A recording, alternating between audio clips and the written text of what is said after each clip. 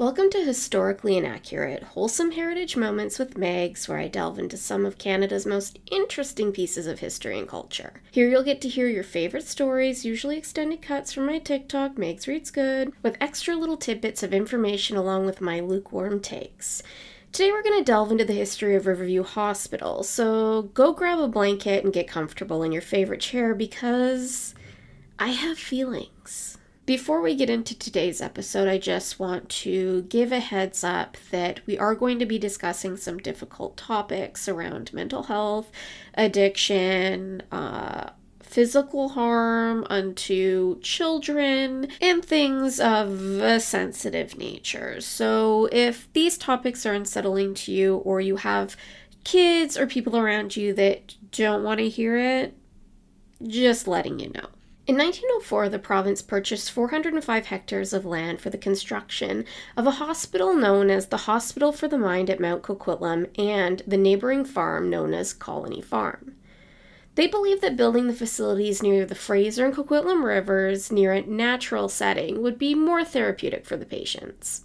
The hospital was needed as the population was growing, and those in need of mental health treatment were ending up in the only place available to house them: prisons. The only other mental health facility that was available was Royal Hospital in Victoria, which was overcrowded. The first permanent ward, the Male Chronic Building, opened in 1913 and was quickly filled to double the capacity with over 900 patients. Around this time, the hospital was renamed to Essendale after Dr. Henry Essen Young, the BC Minister of Education, who had promoted the development of the grounds. Now, the original plan for Colony Farm was that it would be beneficial work for the patients, but would also support the hospital. The BC government supported the farm, and over the course of its existence, it became one of the most successful farms in history. In its heyday, it was producing 700 tons of crops and 20,000 gallons of milk per year thanks to patient labor. During the 1920s, it was recognized as one of the finest farming operations in Western Canada. It also produced a majority of the food for Essendale. The land ceased operation in 1989, and the Burke Mountain Naturalists initiated a campaign to have the land protected. In 1996, the land was transferred by the province to the Greater Vancouver Regional District, who manages the park under the Colony Farm Land Use Plan. In its early days, the hospital was recognized as a model of psychiatric health care with one of the most progressive asylums in North America, and even received funding from the Rockefeller Foundation. In 1922, the Boys Industrial School for Juvenile Delinquents opened on the site, and 2 years later, the Acute Psychopathic Unit opened.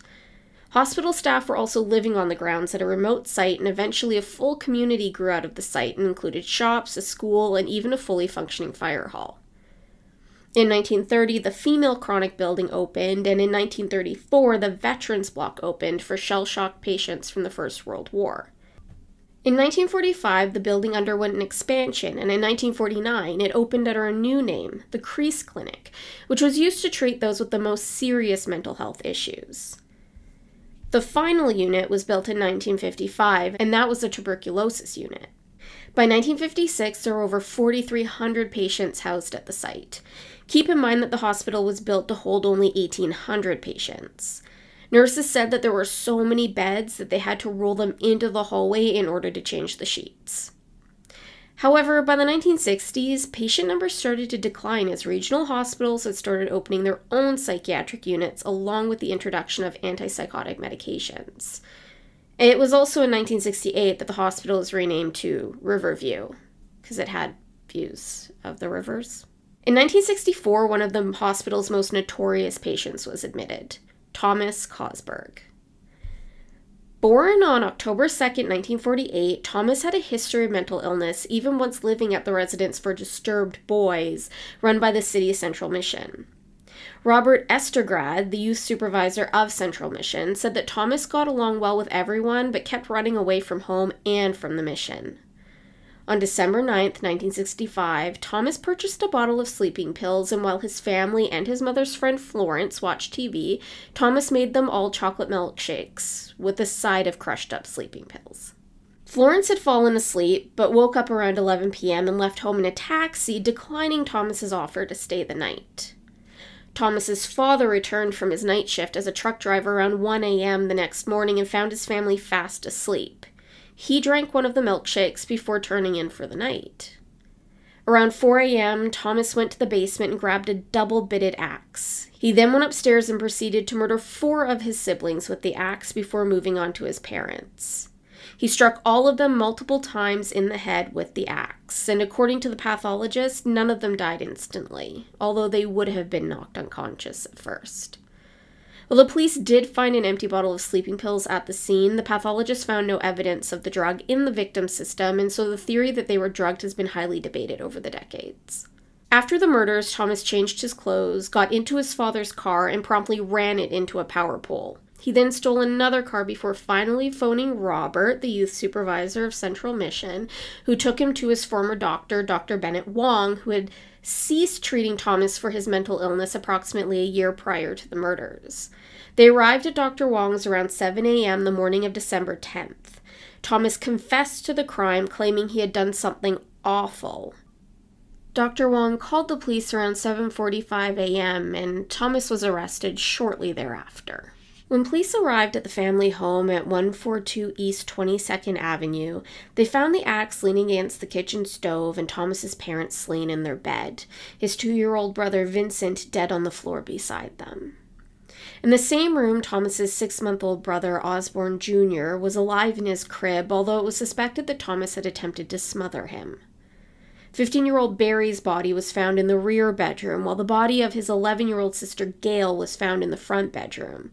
She shared the bedroom with their 13-year-old sister Marianne, who was still alive when police found her, although she passed away on December 19th after succumbing to her injuries. Thomas was arraigned in juvenile court and found guilty of 6 counts of juvenile delinquency in connection to capital murder. On December 14th, he was declared mentally ill and was committed to Riverview until his partial or complete recovery or until further cabinet order. During his trial, he had pled not guilty, but did admit in a statement of fact that he had murdered his family and had drugged them. 2 psychiatrists testified that he suffered from a mental disturbance when he committed the murders. One of the doctors, Dr. Joseph Thomas, testified that Thomas was a person who could carry out a complex plan, but that he didn't understand the difference between right and wrong. While Thomas's own doctor, Dr. Wong, testified that Thomas gave the impression during his interview with Wong right after the attack that Thomas very much believed that he was fully justified in murdering his family. In September 1977, it was declared that Thomas was no longer a danger to the community, and he was released on the conditions that he had to live in an approved place in BC and that he had to report to an appointed official at least once a week. He was also forbidden to hold firearms and could be remanded back to Riverview at the discretion of the board. Thomas ended up working for the Children's Hospital for 30 years. He passed away on January 1st, 2016. It is believed that his baby brother was put in the care of a family member, his identity protected from the public. And in case you're interested, the axe that Thomas used is on display at the Vancouver Museum. It includes a hair from one of his victims. By the time the 1980s rolled around, they had closed West Lawn, formerly known as the Mayo Chronic Clinic, and ceased farming operations at Colony Farm. In 1984, the province sold off 57 hectares of land to developers, but a year later, a geriatric unit was opened at the hospital. A decade later, even more mental health services were moved to regional care, and patient numbers continued to decline. In 1988, the government officially announced plans to close Riverview. But then towards the end of 2000, they announced that they would be building a 20-bed unit on the grounds to house people who were difficult to place in community residential treatment programs. That same year, the government and hospital came under heavy criticism for the continued use of electroshock therapy.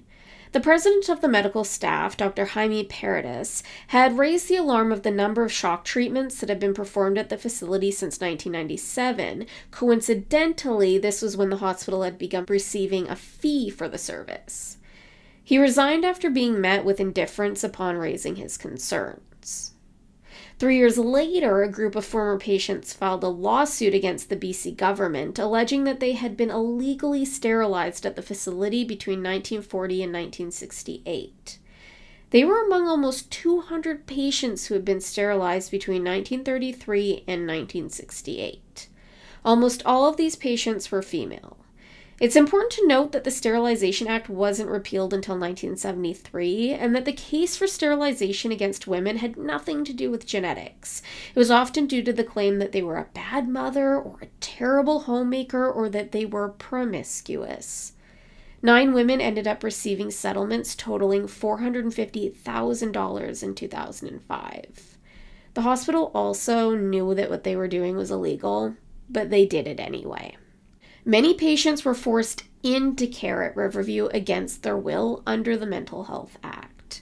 Many men were brought in by the law, while women were often brought in by their husbands or fathers. The full closure of Riverview was gradual, with the facility being reduced to 800 beds by 2004, and use of the facilities being mostly to care for the elderly. The East Lawn Female Chronic Building closed in 2005, then the North Lawn, the TB unit, in 2007. Finally, the last patients were removed from Center Lawn, formerly the Acute Psychopathic Unit, in 2012, and with that, Riverview Hospital officially closed. Obviously, with a history like Riverview's, it is unsurprising that the buildings offer an eerie vibe and are host to reported paranormal sightings. Like most large estates, Riverview had a series of tunnels that were used to connect the buildings to one another. This allowed them to move supplies around with ease, but also allowed them to remove the dead without causing other patients any distress. It also happened that the morgue was on the lower level, so the system of tunnels worked out well. There was a story that came from someone working on a set for a TV show who had been walking through the tunnels when they heard a loud banging noise. The further they traveled into the tunnel, the louder the banging got. When they decided they didn't wish to go any further and turned around to leave, the banging stopped completely. A security guard on site for another TV show said that whenever he had to patrol the tunnels, he would hear whispers and giggling. He would even hear footsteps, which was especially concerning considering he knew that he was the only one in the tunnel. The East Lawn building is reportedly quite active, causing some to quit jobs in the middle of filming. One set director said that he spent a lot of time alone in the building and would often have to haul gear into the elevators. While he would indicate that he wanted to go to the 2nd or 3rd floor, the elevator would take him to the basement where the doors would open up and they would just stay open. Eventually he exclaimed, "Oh, give me a break," and the doors shut. This happened multiple times, with the doors only shutting when he would ask if they could get a move on. One security guard went into Riverview a non-believer. That is until her second night shift when she saw a shadow duck into a room. As she called out to the person, she caught a glimpse of them. It was a slender, balding man in pajamas. When she approached the room that he had entered, there was nothing there. There was no furniture and no man. As she made her way through the building, she heard voices and giggling. She heard footsteps so loud they would cause her to turn around. As she descended the staircase to the 1st floor, she lost her footing. Not because she tripped, but because she had felt 2 hands on her back, giving her a solid shove. At that point, she decided she would not be patrolling the basement and went to sit in her car at the front gate until her shift was over. She quit the next day. All of these stories I got out of Ian Gibbs' Vancouver's Most Haunted, and one of the weirder ones was that there was a background extra who also happened to be a ghost hunting enthusiast. He was on set at Riverview. He decided to go for a mini ghost hunt during his lunch break, and when he returned to set, one of his fellow actors pointed to a bite mark on his calf and asked him what was up with it. The bite mark had not been there prior to their lunch break. Now, even though many of the buildings on Riverview's property are abandoned and apparently full of ghosts, other facilities did remain open, such as Connolly, Cottonwood, and Cypress Lodges. There were also 12 cottages that were used as transitional housing for patients from the Forensic Hospital on Colony Farm, as well as the Brookside and Hillside buildings that host a rehabilitation and recovery program. But let's talk a little bit more about the Forensic Psychiatric Hospital that sits across the street from Riverview and is often referred to simply as Colony Farm or the Colony Farm Forensic Psychiatric Hospital. The difference between the forensic hospital and Riverview is that the forensic hospital treats those who have been found not criminally responsible for a crime or those who are unfit to stand trial due to a mental disorder. Patients at the forensic hospital are among the most severely mentally ill in BC. The forensic hospital is legally mandated to work towards community integration, and up to 2/3 of their patients live with a concurrent disorder, which is a term used in the mental health community referring to those that live with a combination of severe mental illness as well as addiction to substances. In 2016, it was reported that a total of 200 patients had been reported missing from the forensic hospital over a 9-year period between July of 2006 and July of 2015. These numbers were acquired through an access to information request that revealed that only 4 patients were listed as missing in 2014 compared to the 64 missing patients that were listed in 2007. Just a note that the forensic hospital does refer to those under their care as clients or patients, but I will simply be referring to them as patients for ease. These numbers came to light when a representative for Darcy Clark made the information request after the hospital refused to answer his questions regarding security and the fact that the hospital would not contact Clark if her former partner, Alan Schonenborn, one of the most notorious patients at the hospital, was to escape. In 2015, Alan was granted permission to leave the facility for outings. This decision came 7 years after he admitted to killing his 3 children, 10-year-old Caitlin, 8-year-old Max, and 5-year-old Corden, after they were found murdered in their mobile home where they had lived with their mother in April of 2008. He, however, pled not guilty to the crime and was found not criminally responsible in 2010 on a diagnosis of delusional disorder. After a 3-month trial without a jury, BC Supreme Court Justice Robert Powers found that the killings were deliberate and planned by Alan, but said he was not sane at the time. While the Crown asserted that Alan had killed his children as revenge against their mother, Powers believed that it was unlikely as he had a loving and caring relationship with his children. At trial, Alan informed the court that he believed he was protecting his children from an imagined threat of sexual abuse. While Alan was found to be a high risk to public safety, they declared that his excursions would be highly managed by trained staff and involved extensive planning. Obviously, the decision by the review board outraged the community, and while the mandate for the facility is to work towards integration, the government had put in new legislation empowering the facility to hold severely ill patients indefinitely. At the time of the board's decision, Alan had 11 recorded incidents of physical or verbal aggression towards another patient since his previous review. In many incidents of missing patients, the community isn't notified, and municipal officials are also not made aware of missing patients. The Forensic Hospital's official website does have an FAQ addressing the issues of unauthorized absences, and it does appear that they have addressed past concerns raised by the community regarding failure to notify officials. Current protocols include notifying the local RCMP if a patient is 15 minutes late returning from their outing. The RCMP in turn will notify the public. The facility will work closely with the RCMP to make sure the patient is safely returned.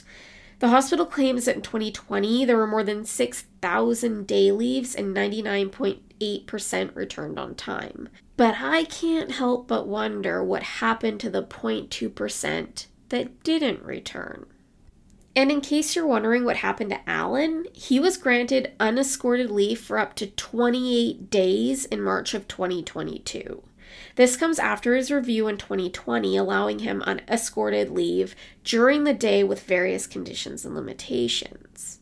The board heard that his disorder had been in remission under the management of medication and that his cannabis and alcohol use disorders were also under control, with him being sober for the past 14 years.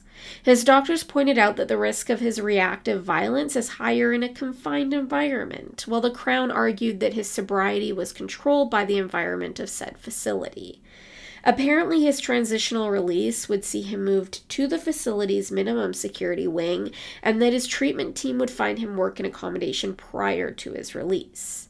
Darcy Clark's representative pointed out that Alan's own doctor had recommended against the idea of group housing because Alan would fight with other patients, but is at the same time stating that Alan would be okay in the community. Now, I do feel it is important to note that the discussion around mental health is highly subjective and very nuanced.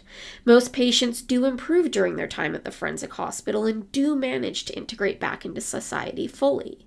My own uncle, my aunt's husband, suffered from bipolar disorder his whole life and ended up at the forensic hospital for a stint after some supplements he had been taking completely wiped out the lithium in his system. He made a very lovely end table at the wood shop while he was there, and we always returned him after his outings. He also had Parkinson's, so he wasn't really a threat to anyone, but it's worth noting that not everyone at the forensic hospital is out to harm the community. So let's get back to Riverview and what happened after it shut down. The consequences of Riverview's gradual shutdown have been felt since the 90s. As Riverview started emptying its main hospitals, those with mental illness and addiction issues were being admitted into local emergency wards.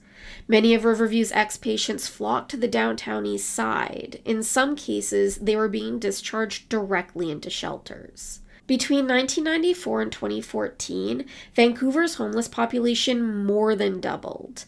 It's difficult to say if that's due to population growth, the real estate crisis that's been going on for a while, or the closure of Riverview, but it's something to think about.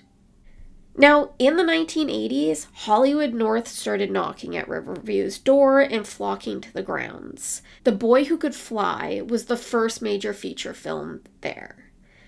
X-Files shot 13 episodes at the hospital between 1993 and 1996, and it's said that Riverview is the most popular filming location in Canada outside of the studios. So what does Riverview's future hold? In 2014, the Coquitlam First Nation made a land claim to the land that Riverview is on, and in 2021, as part of decolonization and reconciliation, the lands are given the traditional name, and bear with me on this, Sumiquaela, which means the place of the great blue heron, in recognition of Indigenous rights and the Coquitlam First Nations' claim to the land. They had been on the land approximately 9,000 years prior to colonization and had been neighbors with Riverview and Colony Farm since it was built. They are currently working with BC Housing in order to create a mixed-use community on the land, with one of the newest facilities opening up very recently. Healing Spirit House is a 38-bed facility that provides a range of care for youth aged 12 to 17 whose lives have been greatly impacted by mental health, behavioral, and emotional changes. It's also said that there will be low-income housing placed on the land and maybe even a museum to honor the Coquitlam First Nations history. Well, Riverview does have a history that has its dark spots. We have seen over the last 2.5 to 3 years that the city is in need of support. We need a place for people to go where they can heal. And it looks that under the Coquitlam First Nations guidance, along with BC Housing, hopefully we'll be able to create a community where people can go and they can find the support that they need. I hope you've enjoyed this little tour of Riverview's history with me, and until next time, thank you for being here. I appreciate you. You are the best. See you later.